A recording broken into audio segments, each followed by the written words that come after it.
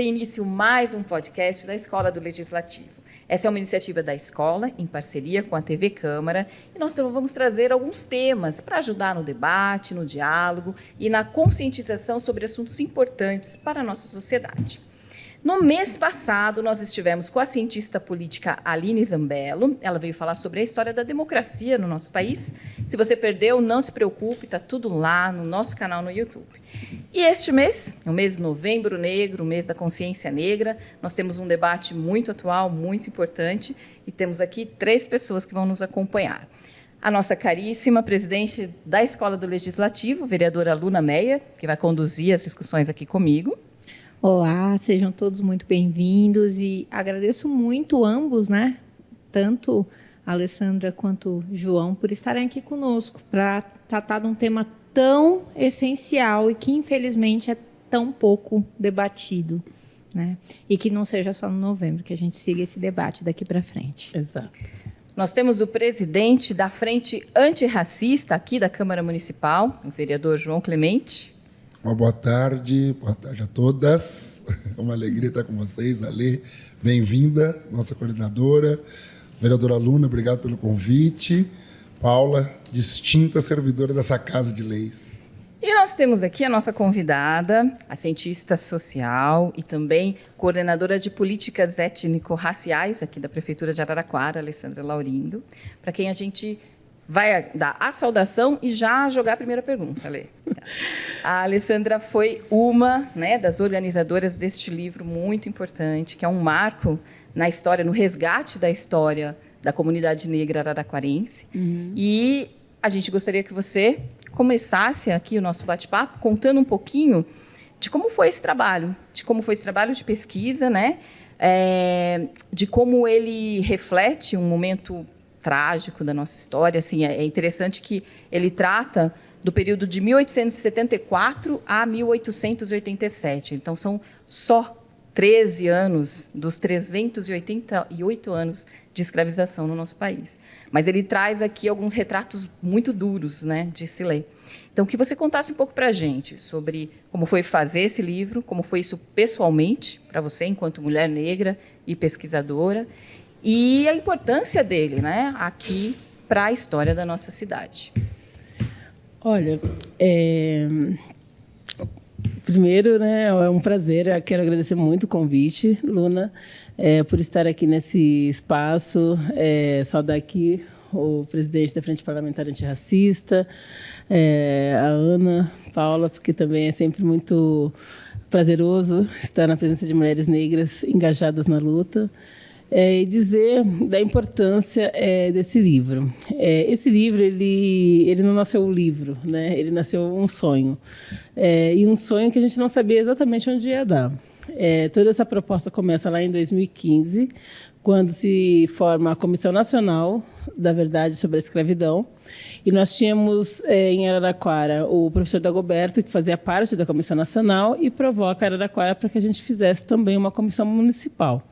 Naquela oportunidade, eu também atuava no Centro de Referência Afro, e aí foi essa junção entre Centro de Referência Afro, Conselho Municipal, OAB e as academias, no caso Uniara, Unesp, e toda a militância negra da época, que começa a construir um projeto coletivo. E essa construção foi criando força, foi criando laços, porque foi unindo pessoas que muitos nem se conheciam, mas tinham um propósito em comum. E o propósito era como que a gente vai resgatar uma história que para a gente só chegava-se que tudo foi queimado. Né? Rui Barbosa queimou lá em 1890, na fogueira de Rui Barbosa, e como que a gente resgata qualquer resquício sobre a escravização negra. Então, era até então uma incógnita, então a gente não sabia por onde começar. Quando a gente começa a fazer as primeiras reuniões, a gente vai pela questão da oralidade, que foi por onde a gente aprendeu. Vamos ouvir os nossos mais velhos, vamos quem tem ainda a avó viva, o que ela pode trazer desse registro, será que tem algum documento lá no baú, será que tem alguma coisa que pode constar, né, nessa documentação. Naquele momento, a Câmara Municipal também é muito ativa, porque forma-se uma comissão do Legislativo também para integrar esse processo. E aí começam a surgir algumas... a gente faz as visitas nas fazendas históricas, a gente visita pessoas, e aí chega a historinha de que, olha, parece que na casa de alguém tem uma documentação, alguns livros que fala desse povo aí, fala alguma coisa desses escravos da época e tal. E aí a gente vai sondar essa história. E aí depois descobre que não era na casa, na verdade era no cartório. E aí descobre também que não era só uns documentos, e sim 5 livros. E aí esses 5 livros eram inacessíveis, porque tinha a questão da época, porque não podia ser folheado, tinha a questão da escrita, que era dificultoso a gente acessar. Então, tinha várias barreiras que nos impediam, na época, de ter acesso ao documento. E a gente começa a criar formas, né? E a OAB é fundamental nesse processo, porque entra com toda a expertise jurídica também, mas a gente começa a criar mecanismos para ter acesso a essa documentação. E um dos mecanismos é trazer professores que tivessem a capacidade de interpretar, de fazer a leitura da documentação. E, diante disso, a gente disponibilizou 3 professores da Unesp que ficaram responsáveis por fazer a transcrição, mas só poderia entrar no cartório, copiar só os professores autorizados pela comissão e trazer essa documentação escrita.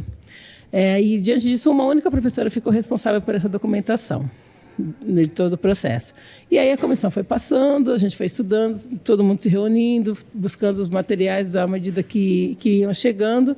E aí termina em 2016 com a entrega da Câmara fazendo o relatório. O vereador Lédio, na época, era o presidente da comissão, entrega o relatório do Legislativo e deixa pré-pronto o documento dessa nossa comissão. E aí fica meio que em stand-by, né? A gente tinha um prazo até dezembro de 2016 para entregar para a Comissão Nacional. E aí, em 2016, eu saio do governo. Fiquei 4 anos fora, volto em 2021. Em janeiro de 2021, eu começo a retomar o que já tinha, né, parado, tentando resgatar como que estava isso. E a primeira pergunta que eu faço, e aquela documentação, como que ficou, né? Aciona a OAB, pergunta na OAB, a OAB, olha, realmente, a gente parou, ficaram 4 anos parados, a gente não viu mais para onde, né? E aí a gente começa a resgatar novamente essa documentação. E aí, nesse resgate, a gente já tem a transição, entra o Dr. Felipe e fala, poxa, deixa eu me inteirar do que se trata, tal, e aí ele vai com afinco.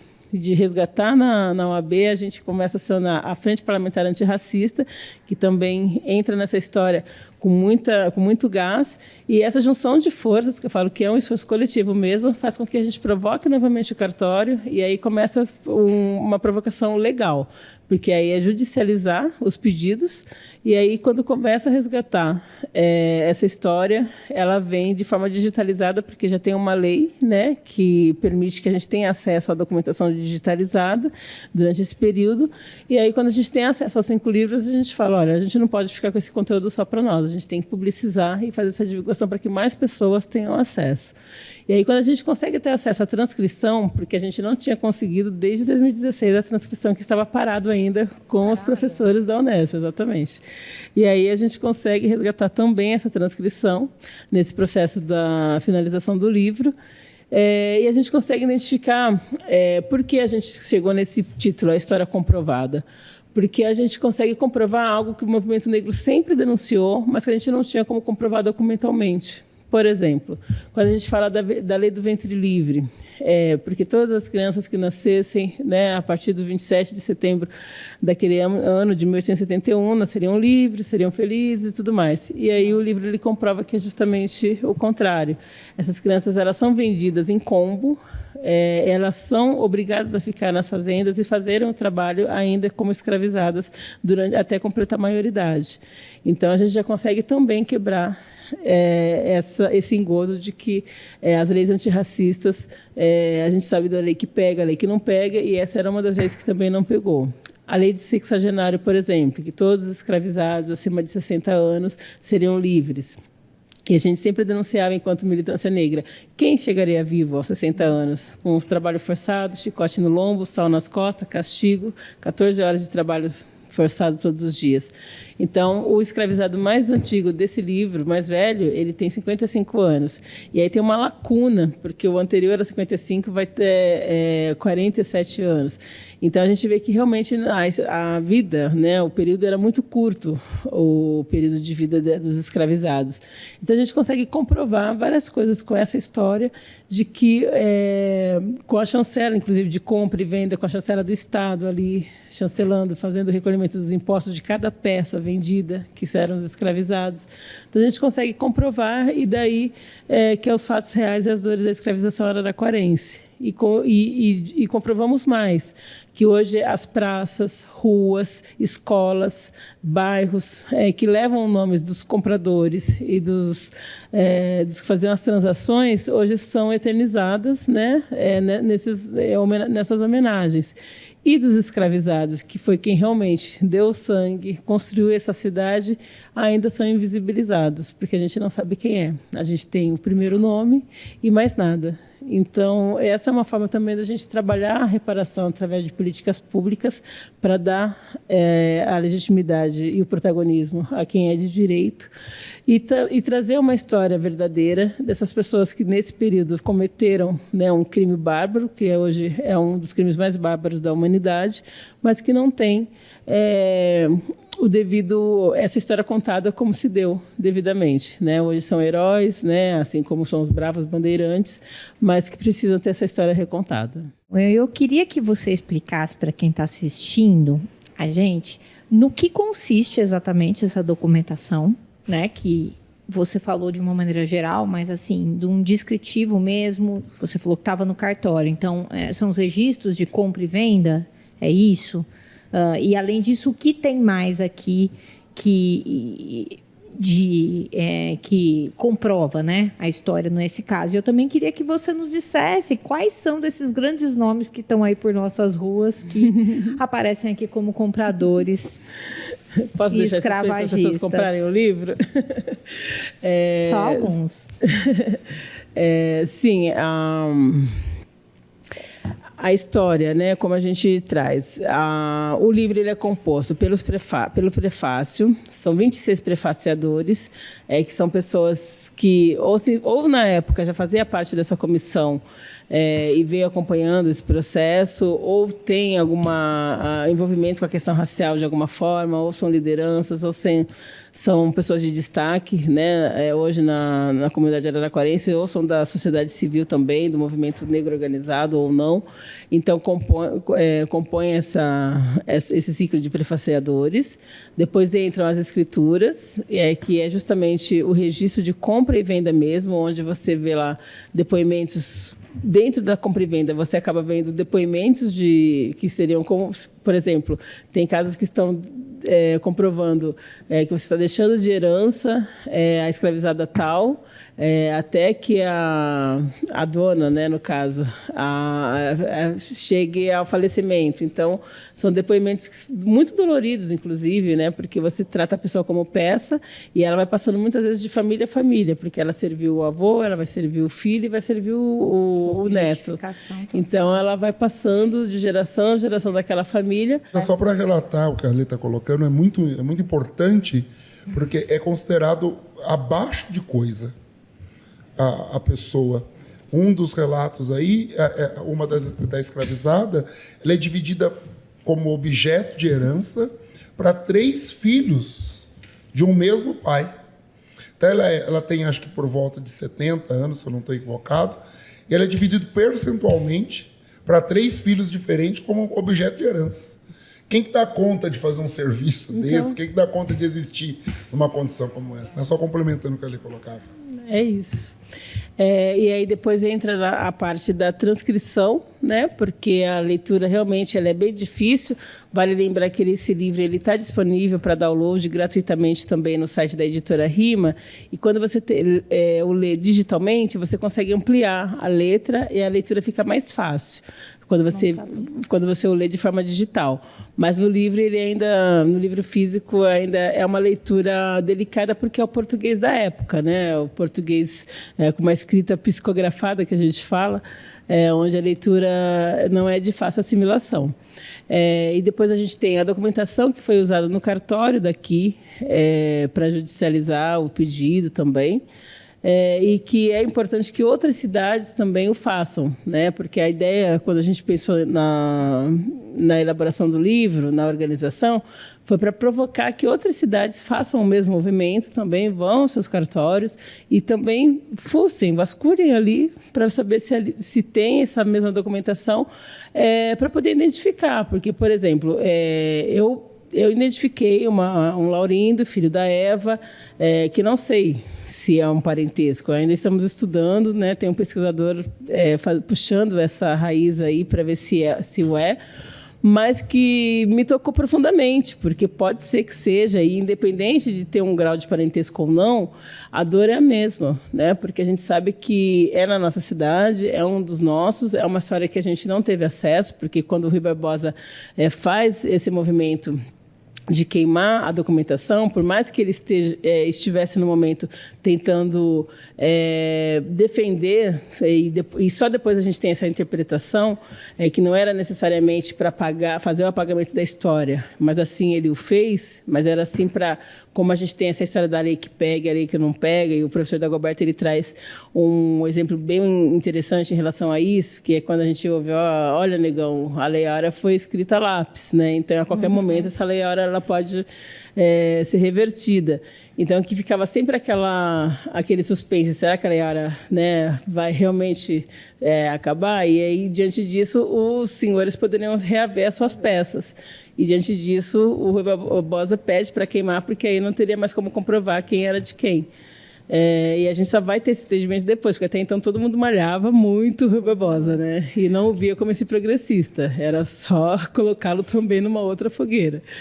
E, diante disso, a gente consegue identificar. A gente já conseguiu, muitas famílias pretas de Araraquara já conseguiu se ver, né, no livro, já conseguiu identificar parentescos, até por conta das transações, de onde vieram, né, e já conseguiram fazer esse link. Então, é algo que realmente nos falta, porque quando a gente fala com qualquer família descendente de europeu, você consegue puxar essa árvore genealógica e falar, olha, minha família veio do sul da Itália, passou por, né, tal país, até chegar aqui você consegue fazer essa narrativa da construção da sua origem.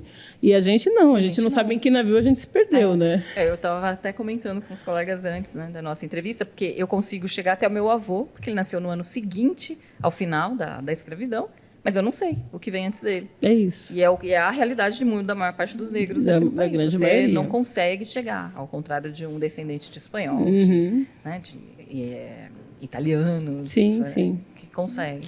E foi tudo muito naturalizado, né? Sim. E está tudo bem, porque ninguém questiona, com exceção de nós que sentimos essa necessidade de puxar, por mais que hoje se tenha o DNA, né, que se faz essa identidade, a gente sabe que não é 100%. Então, você pode ter ali, né, uma leitura de que você nasceu em Angola, que seus genes têm grande percentual de chance de ter 70% em Angola, mais 30% não sei onde, mas você não tem 100% de certeza. Nada como você ter realmente, né, a fidelidade de onde nós viemos. Agora eu vou jogar uma pergunta para o nosso caro João Clemente, que também é um dos prefaciadores deste livro, né? João, você também teve acesso a esses livros, a esses registros. Eu lembro até, eu estive com você em uma das ocasiões, você ficou muito tocado, muito mexido, né? O que é compreensível. E eu queria um pouco da sua experiência com essa história comprovada, com essa história que foi negada, né, em tantos aspectos. E como legislador, eu queria que você desse um pouco da sua opinião sobre como que a Câmara ou como o Legislativo pode ajudar nessa reparação histórica. Perfeito. A Frente Parlamentar Antirracista provoca também o Poder Judiciário, que é um dos membros que tinha posse dos livros oficiais. E foi um trabalho árduo, né? Foi um trabalho árduo, porque até que a OAB venha e legitime o nosso pedido, havia um confrontamento por parte do cartorário em permitir que a gente tivesse acesso ao livro. E cada hora numa desculpa nova. É o manuseio. Mas não dá para ficar à disposição. Mas são livros muito antigos. E nós, por conta do trabalho que, como a Alessandra ressaltou, da Comissão da Verdade sobre a Escravidão já tinha levantado, tínhamos ciência da dificuldade que teria de manuseio desse material. Então, quando a frente chega, ela emite ofício para o diretor do fórum, ela emite ofício para o diretor, o juiz corregedor daquele cartório em questão. Então, há todo um trabalho feito pela frente para poder ter acesso ao material. E aí depois, naquele dia fatídico, né, quando a gente visualiza isso, é todo o repertório de que o movimento negro tem tanto lutado e afirmava que existia, que faltava esse ponto, né? A gente não conseguia falar, comprovar. Apesar da oralidade, apesar da experiência, faltava esse documento, né? E quando a gente vê as escrituras, e é preciso que fique claro na cabeça das pessoas, por exemplo, quem são os cartórios? O que é um cartório? O cartório, ele é uma extensão do governo português, quando chega no Brasil, para fazer o trabalho de chancelaria entre a coroa e a colônia. Então, quando a gente fala que tem um material, é uma experiência muito portuguesa, né? Em algumas realidades, ela não existe. É a própria coroa falando, isso aqui pode, isso não pode, isso tem que ser assim, isso tem que ser assado. Quando nós temos um livro desse guardado, eu estou dizendo assim, o Estado brasileiro patrocinou, ele tem concordância com isso de alguma forma. Por isso, quando você pergunta para mim o que o Legislativo pode fazer, é se apropriar disso, mais do que nunca, e elaborar políticas públicas a partir desse contexto, no sentido de reparar o que foi feito. Né? Não tem outro trabalho que o Legislativo possa fazer, além de patrocinar a publicidade, além de patrocinar com que as nossas escolas possam ter acesso a esse material, que as professoras do município possam saber e ter condições de trabalhar isso com os seus alunos, para que a gente saiba. E ela atende também 1.2, acho que é impossível não perceber, quando a lei traz que a todo momento você lê essa história pensando o seguinte, e você comunga desse fato. Pode ser um parente meu. Como a gente não consegue chegar até o lado B da nossa árvore genealógica, pode ser alguém muito próximo. E se não é um nosso, do mesmo sangue, como a Lê colocou, é alguém que estava na estrutura. É alguém que, por algum momento, não foi considerado ser humano. É alguém que não teve a sua dignidade respeitada enquanto pessoa humana. Né? Então, o que a Frente Parlamentar tem que fazer é isso. Ela tem que se dobrar à verdade contida nesses livros, ela tem que contar essa história, dar voz a ela e, principalmente, pensar o futuro, elaborar o futuro a partir do que a gente vê aí. Eu acho que o vereador João Clemente sintetizou muito bem, né, como participante da Frente Parlamentar Antirracista. Ele tem investigado essa questão a fundo. E acho também que a gente tem que pensar na questão da educação mesmo, né, que é o que a gente cumpre com a escola do Legislativo, mas também da educação num ponto de vista mais básico, mais fundamental.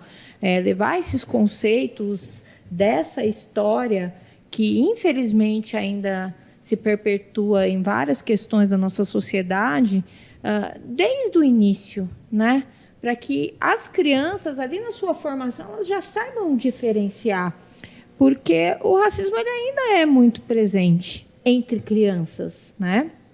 Eu tenho filhos negros adotivos e eles já relataram várias situações de racismo, infelizmente. Você pensa assim, em escola particular, em escola pública, e infelizmente acontece e está aí. Se você for perguntar para qualquer negro, para qualquer um de vocês aqui nessa mesa, vocês já sofreram racismo? E eu tenho certeza que a resposta vai ser que incontáveis vezes, né? Então, isso tem que começar da base mesmo, porque se a criança chega lá na escola falando isso, é de um exemplo que ela colhe de dentro de casa, que é normalizado dentro de casa. Então, acho que o nosso trabalho nessa luta antirracista tem que ir principalmente para a base, para a educação, para a formação, né, dos futuros pensadores e de desconstruir os próprios cidadãos aí, né, porque eu acho que nós pessoas brancas privilegiadas, é o que eu falo, porque o privilégio branco, ele existe, ele é um fato, a gente tem que ter essa noção, né? Que muitas vezes falta. Muitas vezes a gente vai ver vereador subir aqui e falar que cada qual com as suas capacidades. Como assim não tem racismo em Araraquara? A gente já ouviu isso aqui. A gente já ouviu isso aqui de parlamentar. Que, eu não acredito que tem uma empresa que deixe de contratar porque é negro. Tá muito fora da realidade chegar e falar aqui um negócio. Então, a gente vê também que o adulto, uma figura pública que deveria estar dando exemplo, está completamente iletrado nessa pauta, né? Então, é essa questão de realmente disseminar a questão de uma forma educativa, em todas as idades, em todos os setores, para que isso se construa num futuro melhor. Então, aproveitando a sua chamada aqui para o presente, vamos trazer também, falando bastante de passado, mas um passado muito presente, né? Nessas estruturas todas. Eu queria que você contasse um pouquinho para a gente, na sua experiência com o Centro de Referência Afro, como é que está Araraquara, em que pé nós estamos? Até onde vai o nosso racismo, que era a pergunta né, que foi colocada nos eventos ali do Novembro Negro. Como está Araraquara em termos de denúncias, de casos e também do que você consegue observar de políticas e de legislação que tem o racismo como foco? Eu tenho um sonho, sabe? Eu gostaria de chegar aqui, a cada pergunta dessas que me fizesse, falar, olha, nós zeramos esse ano, não tivemos uma única denúncia de racismo e estamos caminhando realmente uma Araraquara antirracista, mas, infelizmente, não é isso que acontece. Por um lado, a gente fica bem animado porque as pessoas estão denunciando. Mudou muito esse quadro, porque hoje a gente tem, primeiro, equipamentos, né, que possibilite isso, a gente fazer o acolhimento dessas denúncias. Não são todas as cidades ainda que têm um equipamento para isso, com exceção das delegacias, né, mas que faça também, para além do registro do BO, o acolhimento. Então, a gente consegue fazer esse papel. Mas a gente teve, por exemplo, nos últimos 6 meses, porque é o que a gente contabiliza, agora finalizando novembro, 60 casos diretos, aproximadamente, de pessoas que passaram para o centro espontaneamente para denunciar, e mais uns 20 indiretos, que é quando a delegacia nos aciona e fala, vocês conseguem fazer o acolhimento dessas pessoas? Então, vamos configurar uma margem de aproximadamente uns 80 casos. E aí, em todas as faixas etárias, é o que eu tenho dito, em especial nas escolas. As escolas têm sido um celeiro muito, muito aberto mesmo para que as manifestações racistas aconteçam. E, assim, acho que o caso mais jovem que a gente pegou assim, foi na faixa etária de 4 anos, né, onde você vê crianças já hostilizando racialmente a outra pelo cabelo, pela cor da pele, querendo arrancar a pele da outra porque está muito preta, está muito escura. E aí você fala, se de uma... E é muito dolorido, porque se em crianças com 4 anos você já consegue ver esse tipo de manifestação, aí a gente fala, quando a gente vai conseguir mudar? Porque se a criança realmente não nasce racista, né, ela se torna racista a partir da convivência familiar, a partir daquele ambiente que a gente quer entender que não seja a convivência escolar, né, e sim que ela leva isso para esse ambiente. Quando a gente vai conseguir fazer essa mudança? Se cada vez mais cedo ela vem se manifestando. E a gente tem feito muito, muito letramento racial. O tempo todo a gente tem ido. Esse ano eu perdi o número, assim, a gente contou até uns 40, depois falei, gente, a gente não está tendo nem tempo mais para contar.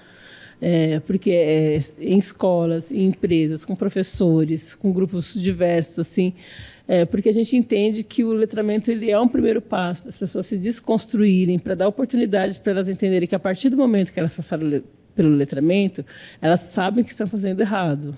Então, pelo menos, elas conseguem ter uma autorreflexão.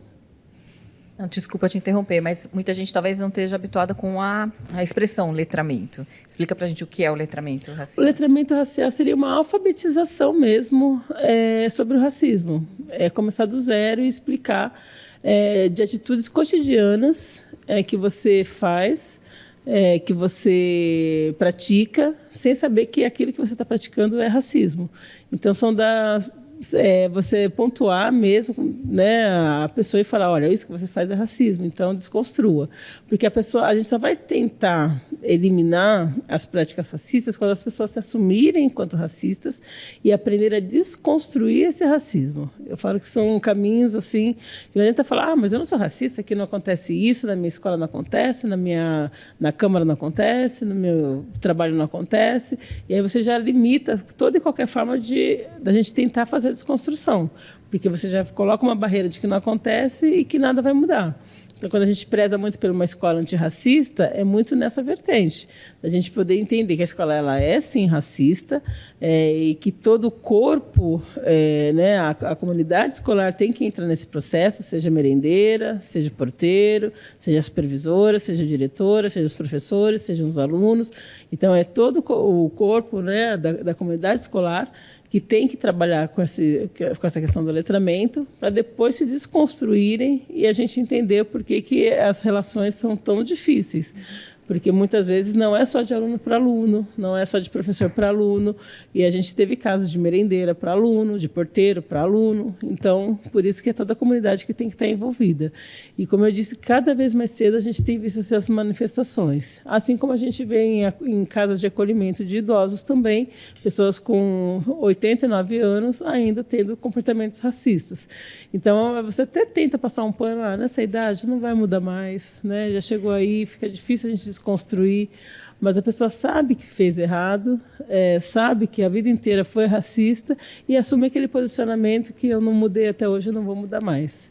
Então, só para fazer uma contextualização de que, infelizmente, o racismo não tem idade, não tem limite, e a gente precisa muito dialogar, porque ele, diferente do que muitos pensam, se a gente não falar, ele não acontece, muito pelo contrário. A gente não fala, ele continua acontecendo, as pessoas continuam achando que é mimimi, e quem sofre continua com suas dores, continua adoecendo e muitas vezes se suicidando, porque o racismo ele provoca o suicídio, em especial nos jovens.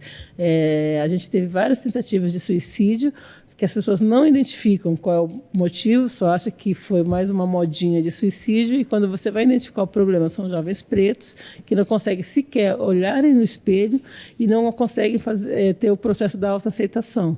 Então, diante disso, você vai descobrir, puxar o fio da meada, você cai justamente na questão do racismo. Então, o racismo, além de adoecer, ele mata e tem matado muita gente. Clemente, como é que a legislação ela pode ser aprimorada para a gente lidar com o tema de uma forma mais eficaz? Perfeito. Há um problema no sentido de competência, muitas vezes, né? A Câmara Municipal tem um espectro constitucional para legislar sobre alguns assuntos limitados, mas da onde ela lhe compete, ela tem feito. Nós temos uma lei atual, recente, inclusive em parceria com o vereador Guilherme Bianco, que também compõe a frente, a Lei Vini Júnior, onde nós instituímos aqui um conjunto de práticas que coibissem o racismo no âmbito do esporte, logo depois do episódio que aconteceu com o jogador em âmbito internacional, né? Nós replicamos aqui uma série de leis, inclusive, é bom que as pessoas saibam que nós não só aplicamos as práticas, como foi possível que nós conseguíssemos prever sanção. Então, em Araraquara, a partir dessa estratégia política, tanto do vereador Guilherme Bianco quanto a minha, nós conseguimos estabelecer o rol de práticas que nós entendíamos que poderiam acontecer dentro do espectro do esporte e propondo a possibilidade de aplicação de sanção no âmbito municipal, que já é um aprimoramento assim, legislativo muito grande.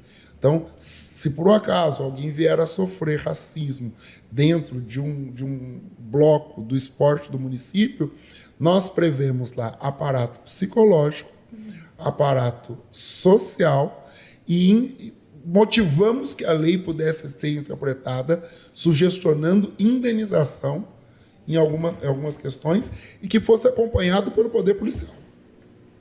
né? Porque a gente tem, como a Lê colocou, e nós vamos ter a oportunidade de falar ainda aqui nesse podcast, uma dificuldade para que avance o problema da denúncia até a efetividade da aplicação da sanção.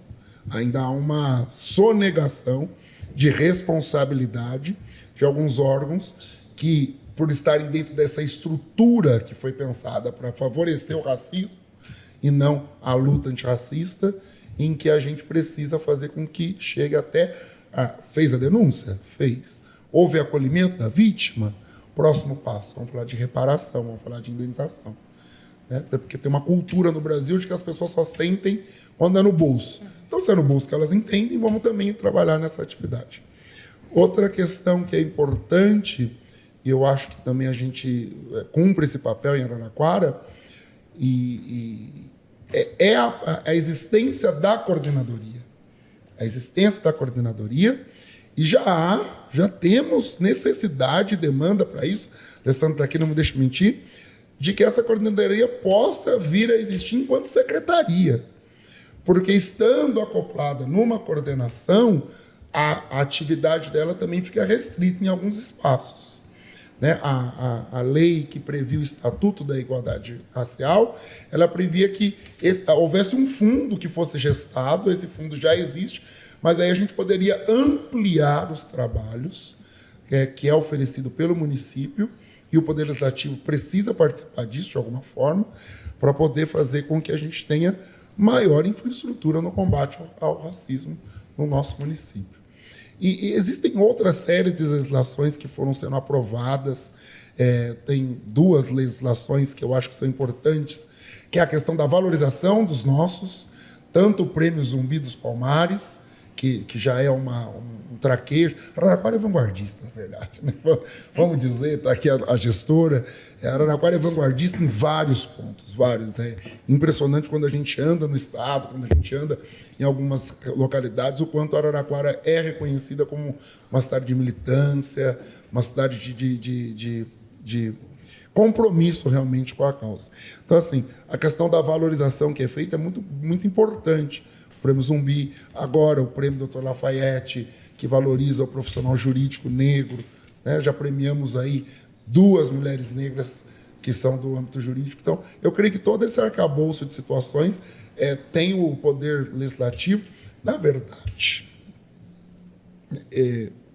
legitimando ainda mais um pouco a questão da secretaria, a Frente Parlamentar Antirracista passou a existir a partir de uma provocação da Alessandra. A partir de uma provocação da Alessandra, porque se você tem o poder executivo que pode demandar, o representante direto da população é o legislativo. Se não há esse compromisso de diálogo, de comunhão de ideias, o trabalho fica engessado, tanto para um quanto para outro. Então, quando a gente pensa a sociedade e a pluralidade que a Câmara precisa ter, que é o Poder Legislativo constituído, esse trabalho é muito vasto. Muito bom, João Clemente. Parabéns pelo teu trabalho aqui, junto com o Guilherme Bianco, com a Frente, né? Vocês têm realmente, e muito importante, trabalhar junto com o Executivo, né? Procurando fazer isso de dobradinha. Tem muita gente que acha que estar vereador é ser um antagonista do Executivo, e não é. Nós temos que procurar o máximo de diálogo e parceria para conseguir construir as políticas públicas em todos os âmbitos possíveis. E acho que vocês têm sido muito bem-sucedidos nisso, com a Frente. Aproveitando a deixa, né, que a gente está falando aqui de leis, eu queria perguntar para a Alessandra sobre esse pacote de leis contra o racismo religioso e que você contasse para a gente como que funciona, como as pessoas podem denunciar, quais são os caminhos para realmente, tanto a lei que o Clemente narrou, né, do Vini Júnior, quanto essas outras leis, como que a população pode estar fazendo uso dessa ferramenta. E outra pergunta que eu considero muito importante, porque às vezes a gente vê que uma pessoa está sofrendo racismo, né? Nós que não somos negros, a gente pode denunciar também, porque às vezes aquela pessoa está tão fatigada, tão destruída, que ela não tem nem a força de denunciar e ir atrás daquela questão, né? De repente, você está ali presenciando uma situação de racismo no seu ambiente de trabalho e você gostaria de denunciar aquilo, mas você não é necessariamente a vítima. Então, eu queria que você e o Clemente também, se ele achar que ele pode somar nesse sentido, explicasse para a gente sobre esse pacote de leis do racismo religioso e como a melhor forma de denunciar e de promover essa denúncia. Vou começar pela última. Não só pode, como deve. Muitas vezes a gente fica numa situação, enquanto vítima, tão frágil, que denunciar é a última coisa que você vai pensar em fazer. E muitas vezes também, tem alguns exemplos, por exemplo, de uma abordagem policial. Uma abordagem policial arbitrária. E a gente está colocando como exemplo mesmo, porque hoje, com o uso da câmera, que não são em todas as cidades, né? Aqui em Araraquara, por exemplo, a gente não tem, mas São Paulo capital sim, mas com o uso da câmera, reduziu em 85% a letalidade, em especial com pessoas negras, né? Onde a gente inclui pretos e pardos. Isso significa o quê? Esses números querem dizer muitas coisas, mas que primeiro se atirava para depois perguntar o que exatamente aquelas pessoas estavam representando em termos de perigo ou suspeito. Por isso que a gente briga tanto para que se tenha o uso de câmeras de segurança, seja da Guarda Municipal, caso venha sido armada, seja da Polícia Militar, porque é uma forma de proteção tanto do profissional que está ali agindo, porque se ele não deve nada, ele não vai temer que o serviço dele seja fiscalizado, mas em especial para as vítimas. Diante disso, de quem está sendo abordado ali e tal. Diante disso, essa abordagem, ela muitas vezes, quando chega no esculacho, né, porque você já chega esculachando a vítima, ela não tem sequer tempo de filmar o que está acontecendo. Então, a gente pede muito a cooperação de quem está passando para poder filmar, parar e filmar, porque você, como cidadão, tem o direito de filmar qualquer funcionário público trabalhando, né? Isso é legítimo. Então, que filme e que ajude, porque muitas vezes é arbitrário, é ostensivo demais, né? E tem um abuso de poder ali absurdo, em especial dentro da estrutura que a gente conhece, que é o racismo institucional. E a outra forma é quando você percebe, você está ali como testemunha de um caso de racismo e que faz toda a diferença na hora de fazer a denúncia, que essa testemunha favoreça a vítima, impulsione para que incentive que essa vítima vá fazer a denúncia, mas que caso ela não vá, que você possa fazer por ela. Isso é muito bem-vindo também. Em relação à questão das leis antirracistas, a Araraquara ela tem se destacado no cenário nacional já desde 2009, porque a gente tem um combo aí de legislações antirracistas, da onde aí vem desde as ações afirmativas nos concursos públicos, tanto no legislativo como no executivo. A gente tem selos, a gente tem homenagens, como bem disse o João. A gente tem várias dentro as cotas dentro das propagandas para quando chega a empresa. Então a gente conseguiu ampliar um leque de legislações que nenhuma outra cidade tem. E eu tenho ido a alguns encontros nacionais onde a gente começa a trocar, né, as experiências municipais. E Araraquara realmente está anos-luz de muitas cidades. E isso nos deixa bem felizes, porque a gente vê que, no último período, a gente conseguiu avançar muito, em especial dos equipamentos, né, que a gente tem hoje. Então, no último período que a gente aprovou esse pacote de combate ao racismo religioso também, porque se deu uma abertura onde os religiosos de matrizes africanas, em especial da Umbanda e do Candomblé, possam ter garantido por lei todas as manifestações com o direito de professar a sua fé, sem ter retaliações, né, como a gente vê em muitas outras cidades. Obviamente que pode haver críticas, possa haver aí algum tipo de de racismo indireto, mas a gente tem um amparo legal de realizar, seja nas praças públicas, seja no espaço que a gente abriu agora, que fizemos a inauguração. Enfim, a gente pode ter essa garantia de que o amparo da lei nos protege. Então, isso para a gente é de extrema importância, porque a gente consegue avançar e colocar Araraquara aí num cenário nacional de muito destaque e visibilidade na proteção legal. Vou aproveitar que você citou equipamentos, e era exatamente sobre isso que a gente ia te perguntar em seguida. Como que atuam os vários equipamentos, né, que nós temos disponíveis aqui na cidade? E eu gostaria que você explicasse, para quem não conhece, né, um pouquinho de como cada um funciona. Tá. Começando pela sua coordenadoria, por favor. A coordenadoria está localizada na região central, né, na Avenida Mauá, número 377, junto com a coordenadoria, que é onde a gente elabora as políticas públicas, né, e ela é responsável pelos outros 2 equipamentos. No prédio da coordenadoria, a gente tem o Centro de Referência Afro, Mestre Jorge, que é onde a gente faz o acolhimento dessas denúncias de racismo, onde a gente tem também o atendimento psicológico, porque, como eu disse, o racismo adoece, e as pessoas precisam desse atendimento terapêutico. A gente faz rodas terapêuticas, onde a gente consegue fazer semanalmente um atendimento bem bacana, não só pelo racismo, mas de outras demandas também que chegam por luto ou por vários tipos de depressão. A gente consegue agregar e fazer essas discussões.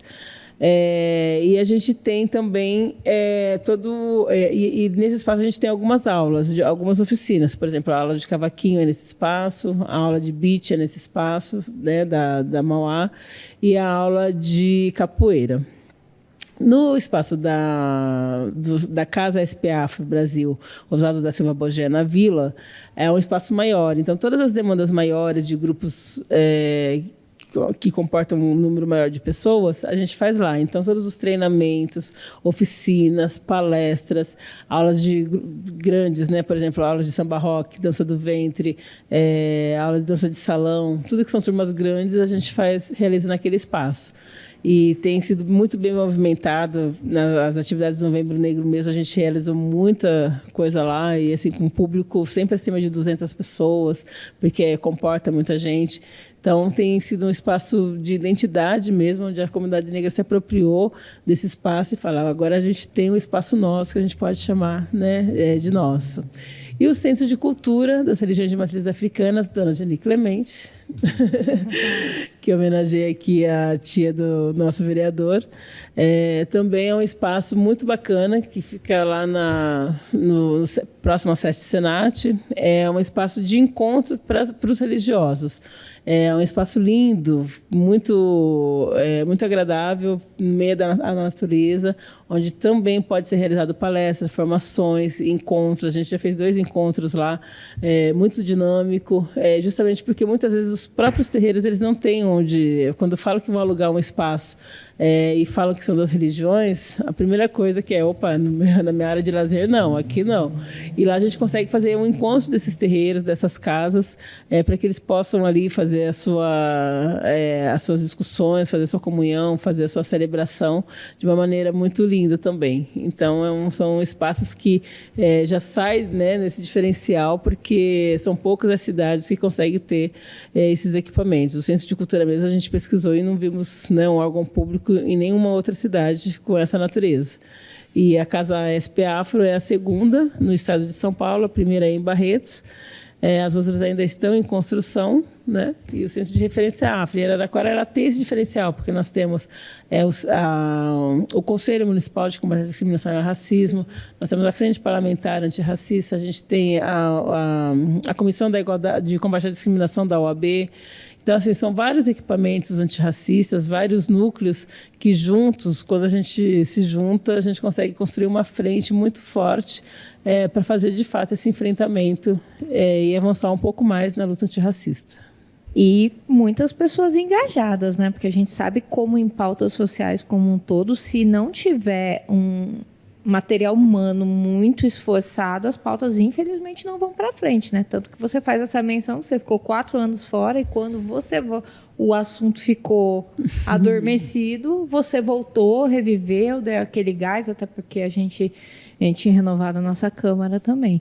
Parabéns pelo grande trabalho que você tem feito aqui por nós e colocado a gente na vanguarda mesmo. É uma honra imensa. Obrigada. E eu queria perguntar pro sobrinho da dona Opa! da dona Geni Clemente para contar pra gente quem foi ela, como que é a sua relação. Fortíssima, fortíssima. Faltou um dispositivo. Nós temos também dentro da Secretaria de Educação, né, uma coordenadoria que trabalha também para poder fazer a tratativa do racismo dentro da Secretaria de Educação. É verdade. Na verdade, tentei, enquanto legislador, trazer uma memória afetiva para mim, né, mas também para alguns outros grupos. A Geni Clemente é uma das irmãs do meu avô. Ela é uma das mais velhas, inclusive, tia Geni. Tia Geni foi uma araraquarense, nascida e criada aqui, que não casou, não teve filhos, né? Daquelas tias que paravam a própria vida para poder cuidar da estrutura familiar ao redor, né? Nos nossos contextos é muito, muito comum essas tias que abdicam da sua própria vida para poder oferecer seu trabalho, seu afeto para a estrutura familiar. E quando a religiosidade chega na vida dela, isso fica triplicado. A história com a Umbanda, propriamente dito, é uma enfermidade que ela tem quando moça, e uma outra tia chega nela e fala assim: vocês não passam isso é espiritual. Você precisa ver isso aí direitinho. E indica um centro de mesa branca para que ela pudesse ser acompanhada. Ela fica nesse centro de mesa branca por 2 anos, trabalhando, conhecendo um pouco da doutrina, e chega uma hora em que o médium da casa diz: olha, me parece que aqui já não tem muito o que ser feito por você, não. Você precisa avançar. E indica para ela o terreiro da Dona Nena, que é uma outra madrinha, mãe de santo, não sei se eu falo corretamente, que era uma senhora assim. Eu tenho relatos de familiares que conviveram com a Dona Nena. E é fantástico assim, você escutar o tanto de caridade, e não sei se a palavra correta é essa, mas o poder e a força espiritual que ela emana na cidade, né? Tem pessoas que nunca procuraram saúde especializada, né? Faziam todos os seus trabalhos na casa da Dona Nena, né? A importância da figura dela é muito forte. E aí a Dona Nena, então, acolhe a tia Geni, acolhe ela dentro do terreiro. Em questão de mesa, ela está se desenvolvendo lá dentro e começa uma atividade fortíssima com as duas e outros membros, né? Uma casa de fé nunca é só aquela pessoa, né? Tem todo um conjunto de situações ali. A Dona Nena vem a falecer e aqui, naquele período, a tia vai e funda o próprio terreiro. A gente tinha um imóvel beirando o centro aqui da cidade, que era a casa delas, né? Ela e a irmã, a Terezinha, começam então os trabalhos lá, e isso vai até o fim da vida delas. E é impressionante como a sociedade não tem noção do que é um terreiro, né? Do trabalho que é ofertado naquele espaço. Tem assistência religiosa, mas ela tem uma assistência social, ela tem uma assistência pedagógica, ela tem uma assistência cultural. É um polo de disseminação de identidade tão forte que, quando a pauta chega na Câmara, eu preciso abandonar a minha prática religiosa no sentido de: olha, não tem como não falar desse assunto aqui com vocês, né? Porque uma boa parte da família frequenta. E nós estamos também, em parceria com a Alessandra, tentando fazer menção naquele espaço a outras mães e madrinhas, né, de sacerdotisas de religiões matrizes africanas, porque também parece que nós somos privilegiados nesse sentido. São quase todas, para não dizer todas, chefiadas por mulheres negras, mães, esposas, tias, que montam a sua resistência a partir dos seus terreiros e promove assistência. Então, a Geni é uma peça desse mosaico. Fiquei muito contemplado, muito feliz de poder fazer essa homenagem ainda. A tia Geni já não está mais aqui. Conseguimos fazer com a irmã em vida, mas muitas outras não tiveram essa graça de poder, esse benefício de poder ter os seus homenageados. Mas vai de encontro com o livro, vai de encontro com a nossa militância, né? Como a Alessandra dizia, alguns aí estão com os nomes rodando até hoje e os nossos não. Então, sempre que a gente pode refazer esse caminho, eu acho que isso é ser antirracista, né? É reverter o quadro. Vamos lá, Novembro Negro. Eu queria fazer uma observação que eu acho muito legal a gente falar finalmente negro, Novembro Negro, com orgulho. Né? Foi uma desconstrução, ainda é, muito longa, mas antes falar preto, negro, né? Parecia uma coisa meio vergonhosa, negativa, e não. Né? E aí é legal, né? Como o movimento foi se apropriando da palavra, foi mudando, ressignificando e transformando. Isso é muito legal. Então a gente tem agora um orgulho de dizer Novembro Negro para todo mundo, né? Enchendo a boca. E esse ano aqui veio, o tema foi Até Onde Vai o Seu Racismo, e está sendo, né? Estamos encerrando o Novembro Negro, muito intenso, né? Debate, lançamento de livro, marcha, prêmio Zumbi, escadaria, festa, show. Então faz pra gente um balanço deste nosso novembro. Isso não significa que a gente não recebeu muitas críticas, né?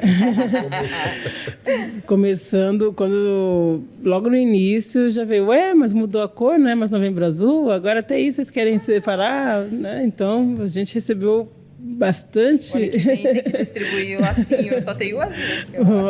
Fazer um lacinho preto. Gente, tem mês que tem 3 cores, né? Por exemplo, maio laranja, maio bege, maio furtacor. Então, assim, mas é engraçado que quando é dos negros, quando é que a questão racial quer implicar. E aí vem, né? Porque eles sempre nos colocam como afro-mimizentos, né? E aí quando entra nessa vertente, aí... Mas assim, a gente não tem tempo de ficar dialogando, discutindo em rede social, porque o trabalho realmente é intenso. Então, a gente transforma tudo isso...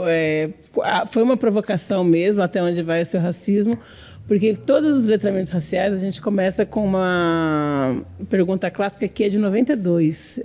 A primeira vez que foi questionado foi em 92. Vocês acreditam que existe racismo no Brasil? E aí, não importa o grupo de pessoas, 100% levanta a mão. Todo mundo acredita que existe racismo no Brasil. Você já passou por algum tipo de racismo? Então, obviamente, as pessoas pretas do espaço levantam a mão, né? Aquele ali. Aí você pergunta, quem é racista aqui, levanta a mão. Ninguém. Aquele silêncio. Então, essa conta não fecha. Se 100% acredita que existe, se tem um grupo que já passou... Como não tem ninguém racista, né? Então, juntando essas pontas, tentando unir essas pontas, que a gente chegou nesse tema. Até onde vai o seu racismo? E também apanhamos por isso, obviamente, porque as pessoas já estão falando, então vocês estão acusando que todo mundo é racista? Não necessariamente. Mas é um momento onde as pessoas possam parar e refletir. Será que eu sou racista? E a partir daí, como eu disse aqui, desconstruir esse racismo. Porque muitas vezes você fala frases que estão imbuídas aí de vários preconceitos, né? Porque já é habitual, vem desse racismo estrutural, porque você aprendeu, né, que era normal e naturalizou esse tipo de fala, e a narrativa ela vai se tornando, vai se introjetando, né, no vocabulário do dia a dia, e está tudo bem. Quando você... que eu falo, muito... Quando eu falo do racismo que ele é estruturante, é muito normal você ir no Shopping Jaraguá, por exemplo, numa hora do almoço, e ver que a área de alimentação está lotada, repleta de pessoas brancas, e que quem está... Os únicos negros que estão ali, ou eles estão na limpeza, ou estão ali nos bastidores da cozinha fazendo a comida para alimentar essas pessoas brancas. E está tudo bem, porque ninguém questiona isso. As pessoas estão tão naturalizadas nesse cenário que ninguém chega e pergunta por que não tem negros ali tão bem se permitindo desfrutar da hora do almoço. Mas não vai porque não quer, o espaço está ali. Não vai normalmente porque, não tem tempo, não tem dinheiro, não tem... Então são vários os fatores, são vários os cenários. Isso me lembra também uma discussão envolvendo as cotas, né? Em que um dos objetivos das cotas sociais é justamente normalizar a presença de pessoas negras em qualquer espaço. Exatamente. Eu participei um período de uma política dessas, uma política afirmativa, em que eles falavam, não tem problema se vocês não passarem depois na prova para aquela questão específica ali, mas é importante que isso ajude a dar a vocês acesso a ambientes de poder, ambientes de tomadas de decisão, e que seja normal. Que seja normal você encontrar um médico negro, um advogado negro, um dentista negro, qualquer pessoa, né, em qualquer ambiente, e um cliente do shopping negro. Né? Assim como você vai no Vale Verde, né, que é um bairro dito de periferia, e, naturalmente, a grande população daquele bairro são pessoas negras, assim como você vai no bairro da Harmonia, por exemplo, nos grandes condomínios fechados da cidade, e você vê uma ausência de negro gritante. Então, isso é naturalizado em Araraquara. E, pensando nisso, a gente construiu um Novembro Negro que a gente pudesse integrar ambos os públicos, para as pessoas entenderem também como que funciona essa dinâmica do racismo. Fizemos inúmeros letramentos também no mês de novembro. Começamos com o lançamento do livro do professor Dagoberto, fizemos muitas feiras afros para que as pessoas pudessem conhecer também o afroempreendedorismo, acho que foram 8 ao longo do mês. Fizemos muitas trocas, né, através de palestras, através de ações. Trouxemos a ministra, Aniele Franco, né, que poderia estar em qualquer outro lugar do Brasil, mas teve o prazer de estar conosco na inauguração do Centro de Cultura, e isso acionou várias lideranças da nossa região, porque ela não tinha vindo para essa região ainda, então foi muito bacana também. Fizemos uma programação de shows, né, próximo ao 20 de novembro, onde a gente conseguiu também mobilizar muita gente, shows escolhidos a dedo, de pessoas que têm aí o envolvimento com a militância negra, que têm a consciência racial. Então, isso para a gente foi muito importante também, trazer essa construção, e de fato não acabou, né? A gente encerra no dia 2 de dezembro a programação com o Dia do Samba, que pode falar, João? Por favor, tira essa angústia de mim. Com o Dia do Samba, porque a gente sempre encerra e a gente fará no DAI uma programação focando, né, o Dia do Samba, mas a gente traz também o Kleber Augusto, que é o integrante do Fundo de Quintal, o ex-integrante do Fundo de Quintal, dando extensão também para um homenageado que o João vai fazer no dia 1º de dezembro. Vai dar o título de cidadão benemérito aqui para o Amaral. E aí, na sequência, a gente faz também uma comemoração do Dia do Samba. E aí a gente encerra o Novembro Negro e abre a Semana dos Direitos Humanos. Então, com a Feira das Nações, com comidas típicas de cada país. Então, está tudo programado até dia 2 de dezembro. Tem muito trabalho ainda. Parabéns, levando Araraquara, né, para frente e dentro dessa pauta. João, conta pra gente sobre a homenagem que vai rolar aqui. Meu Deus, eu precisava fazer outras homenagens ao longo do mandato. Mas vamos lá. Carlos Alberto Amaral. Inclusive, eu tenho uma tese pessoal sem comprovação nenhuma que a família Amaral, junto com a família Barros e a família Laurindo, a qual pertence a nossa coordenadora, eles formam um conglomerado de famílias que, para mim, é a maior família negra em Araraquara, né? Eles estão ramificados de um tanto... Mais do que Clemente Salvador? Mas não tenha dúvida nisso. Eu perco com prazer esse título, porque nós não damos conta, né? É muito interessante essa junção e como a comunidade se fortalece a partir disso, né? Mas vou ter a oportunidade de falar isso no dia da homenagem. A Alessandra, uma parceira nesse sentido de pavimentar o caminho para que a gente chegasse no nome e poder permitir que essa atividade tivesse inserida no Novembro Negro. Mas um dado eu vou deixar aqui. Os clubes araraquarenses, eu estou sendo bem abrangente na fala, os clubes araraquarenses tinham muita dificuldade de contratar grupos de músicas com artistas negros, né? Principalmente na época do Carnaval. E Araraquara tem dois polos muito fortes na história dela com o carnaval, e um deles está lá na Vila Xavier, que é um senhor que tinha como nome Santo Antônio. Santo Antônio. Que ainda precisamos dizer dele mais aqui na Câmara ainda, né? Sim. Santo Antônio tinha um projeto de carnaval, ele tinha acesso aos instrumentos e tudo mais, e esses meninos não eram convidados para tocar, não eram contratados, e o Amaral ele vence essa barreira, porque ele consegue permitir a contratação. Mas é interessante você escutar os relatos. Por exemplo, se tinha um grupo de meninos brancos e eles tocando, o grupo branco lá tinha direito no camarim à alimentação, eles questionavam até a questão do copo de vidro. E tinha clube que dizia, olha, no período que vocês estiverem aqui, vocês não vão ter direito à alimentação, vocês vão entrar e sair pelo fundo do clube. O Amaral relata que tinha ano que eles não podiam descer do palco para puxar a marcha, não era permitido que eles tivessem acesso ao salão. Eles podiam ficar no palco, tocar e ir embora, mas participar de alguma maneira do evento, não. Então, assim, são vários casos, né, dessa cultura que é tão colocada como dada na sociedade araraquarense. Quando a Ale traz a questão das escolas com maior incidência de racismo, eu pude fazer uns 2, 3 letramentos nesse mês, né? Porque acontece naturalmente eles convidarem mais em novembro, é um erro. Eu não entendia quando ela falava, mas olha, não pode ser assim, mas não consegue preencher a lista de tantos compromissos que surgem. Mas, enfim, porque você percebe que tem uma geração vindo aí dessa polarização política, de não querer discutir, e é muito mais fácil acusar do que pensar. Então, e como é mimimi, eu vou fazer de pirraça, eu vou contrariar de pirraça. E aí ele legitima a piada, legitima a brincadeira, entre muitas aspas. Então, me parece que tem um setor desse que é preciso reafirmar muito mais. Então, comemorar o Amaral com essas vitórias que foi tendo a partir da música, a partir do samba, a desvalorização do músico, do artista brasileiro, né? Que serve para tocar nos nossos eventos, mas a gente fala assim, falando, você não vem de graça, a gente não quer fazer a remuneração, a gente não quer fazer a contratação, mas quer se valer da capacidade artística daquela pessoa.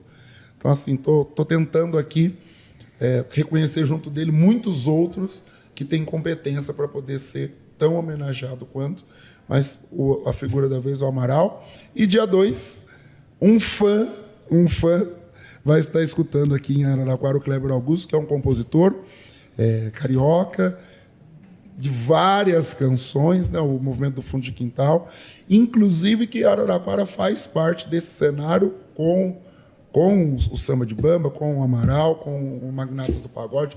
É um período de muita efervescência na música, né?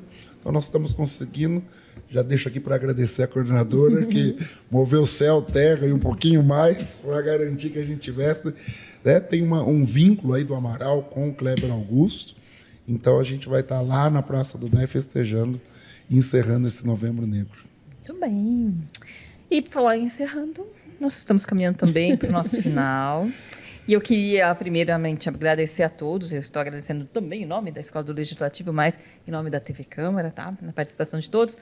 E eu gostaria que vocês nos deixassem com uma perspectiva de futuro. A gente falou de passado, falou de presente, queria saber um pouquinho de futuro. Então, para a Luna, a gente gostaria de saber, Luna, você tem dito aqui, que a gente está sabendo, que 2024 vai ter uma efervescência aí na escola do Legislativo. A gente queria alguns spoilers. Como é que vai ser 2024? Bom, eu também queria agradecer muito aqui os nossos 2 convidados, primeiramente, antes de falar isso, né, porque provavelmente é meu momento final falando, e acho que eles, como representantes, né, da população negra, têm sido feito um trabalho louvável, cada um no seu aspecto. E é muito feliz para mim ser parte disso e estar podendo celebrar e mostrar através da escola para a população de Araraquara isso, né? Porque muitas vezes as coisas boas estão acontecendo, mas as pessoas, o cidadão comum, ele não sabe. Então, toda forma que a gente tiver de mostrar, de dialogar, de enfim, trazer para a população é sempre muito válido, porque essas coisas elas precisam ser vistas. Ao ser vista, a gente consegue avançar mais com a consciência negra, né, com o combate ao racismo. E, dentro disso, ano que vem, a gente está fazendo uma programação fixa para a escola, né, onde a gente pretende pegar essas pautas mais essenciais, necessárias, como a consciência negra, como o combate ao racismo, e trabalhar com muito afinco dentro dos fóruns municipais. Nós já aprovamos na última sessão, o Fórum da Consciência Negra, em coautoria, né, minha e do João Clemente, que vai ser um evento da Escola do Legislativo que a gente quer muito construir junto com o Executivo também, para estar trazendo a Câmara para dentro desse Novembro Negro de uma forma oficial, né, para que o Novembro Negro ele esteja em todo o município, mas que esteja aqui presente com força total dentro da Câmara, de forma educativa, trazendo consciência negra para a nossa população, né? E apoiando aí as pautas que vocês têm levado com tanto louvor aí por nossa Araraquara, né? E desconstruindo o racismo. Nós vivemos numa cidade racista, nós temos muitos casos de racismo aqui, a pichação que teve, né? E dentre outras situações. Então, acho que é um trabalho contínuo. E com a escola, e o Fórum Municipal, a gente colocou isso na Câmara e agora vai continuar, é perene, não passa com essa legislatura, estará aqui sempre. Todo novembro terá Novembro Negro aqui, sendo tratado de uma forma educativa pela escola, assim como vários outros temas, né? E no tempo certo eu vou procurar a Alessandra para a gente estar construindo isso junto e atingindo o maior número de pessoas possíveis, né? Então, a gratidão imensa a vocês dois e a querida Ana Paula pela condução maravilhosa desse podcast. João, conta pra gente da Frente Antirracista, o que a gente pode esperar em 2024? Olha, seria interessante a frente começar a fazer o seu relatório, se ela conseguir entregar um relatório, porque foram muitas atividades, de alguma forma, os trabalhos iniciados lá em 2015 precisam vir por esse relatório para poder legitimar o trabalho que foi feito, tanto da frente da Comissão da Verdade e a complementariedade. Nós já tivemos os trabalhos apresentados, então, até a gestão da vereadora Tainara Faria. Tem o documentário, que termina com o seu Pércio, né? Tem muita coisa que foi entregue. A frente ainda está se mobilizando para algumas ações ainda no ano de 2023. Mas o ponto hoje que mais tem tomado a frente é a questão do judiciário, né? Do judiciário araquarense. A gente ainda tem que elaborar algumas estratégias para colocar em prática. Já há alguma efervescência entre nós de ideias, mas, sem sombra de dúvidas, o Poder Executivo já se posicionou, o Poder Legislativo tem se posicionado, mas a gente precisa hoje provocar o Judiciário. Que ele venha, que ele dê as suas razões. É interessante dizer aqui, me falha a memória, se alguém lembrar, nós fizemos um evento aqui na Câmara em que nós convidamos todas as instituições. Não me lembro qual foi. 5 de novembro, abertura do Novembro Negro do ano passado. 5 de novembro, abertura do Novembro Negro do ano passado. E a gente fez questão de fazer um convite mais elaborado para o Poder Judiciário, na pessoa do diretor do fórum, na pessoa do promotor público que fizesse. E, assim, são vários convites sem retorno e explicitamente com recusa, né? Sinal de recusa. Me parece, não quero ser leviano, mas até em protesto. E o problema está aí. Nós temos já isso mapeado, já há número. O problema está posto. E tem hora que a gente precisa se valer de algumas pautas, né? O racismo ele não é um problema nosso. Não fomos nós que inventamos o racismo. Racismo tem nome, sobrenome e DNA. Quem tem que estar preocupado com isso são eles. Né? O que a gente tem que fazer é continuar a nossa vida e se preservando desse sistema perverso. Então, se o judiciário não entender isso, nós vamos ter que chegar a medidas mais talvez enérgicas, mas é um ponto pacífico hoje na frente que o judiciário precisa vir compor. A OAB está de mãos dadas conosco, as universidades estão de mãos dadas conosco, locais, e é uma questão para ser feita em Araraquara. O que o Poder Judiciário de Araraquara pode fazer como aliado na luta antirracista? Já tem até o tema de uma audiência pública aqui. A provocação está posta. E as respostas que não foram dadas ao longo desses anos, dos boletins de ocorrência. E é um trabalho, né? Hoje viralizou na internet a fala da modelo Ana Hickman, que foi vítima, e aqui eu me solidarizo com o caso, mas também me valho dele para poder fazer a provocação. Reportando na TV aberta o caso que ela sofreu de violência doméstica, o pedido de divórcio que nasceu a partir da denúncia, e como ela legitima na fala dela uma mulher branca de elite, que talvez a gente nem saberia do que está acontecendo. Talvez é importante a fala dela para legitimar com que a gente possa fazer com que as pessoas façam as denúncias e procurem. Há uma resposta já nesse sentido da Lei Maria da Penha. Então, a gente também quer a nossa resposta para o recorte racial do Poder Judiciário. Por que eu estou dizendo isso? Porque muitas vezes começa lá na delegacia. Quando a pessoa vai fazer o boletim de ocorrência e o servidor que está agindo em nome do Estado fala, mas isso olha... Depois da luta de fazer o BO, a persecução do que a lei diz, quais são os atos que precisam ser adotados para que aquela prática seja coibida. Então, é nesse cenário que hoje a frente vai se debruçar. E como o racismo é uma prática frequente, a gente também tem os casos que parecem ser pontuais, né, para poder... principalmente hoje também a frente precisa trabalhar para poder fortalecer o trabalho da coordenadoria. E eu não tenho dúvida de que nós temos aí esse trabalho que é feito lá a nível psicológico e remuneração dos agentes que trabalham, que prestam esse serviço, fortalecer o SOS Racismo e tantas outras práticas da coordenadoria que eu não tenho dúvida que a Câmara pode participar disso. Muito obrigada. E para a Alessandra, a coordenadoria tem novidades para 2024? O que vocês estão aí planejando para continuar o trabalho de combate ao racismo e também de promoção da igualdade racial? Sim, primeiro que eu fico muito feliz da Frente Parlamentar Antirracista estar na mesma sintonia, e que é necessário em relação em especial ao Poder Judiciário, porque se o Judiciário andar conosco, a gente já ganhou assim, mais de 80% de tudo que a gente estava prevendo, porque a nossa maior entrave, sem dúvida, está no Judiciário. É que eu falo sempre, a gente não consegue mensurar hoje, por exemplo, quantas pessoas foram presas por racismo, e não é só em Araraquara, infelizmente é no Brasil. A gente não tem essas estatísticas de pessoas que foram presas por serem racistas. Nós temos a lei, nós temos o crime, mas nós não temos a punição. E isso é muito grave, porque se a gente não tem, é porque a gente tem a omissão. E isso é muito grave.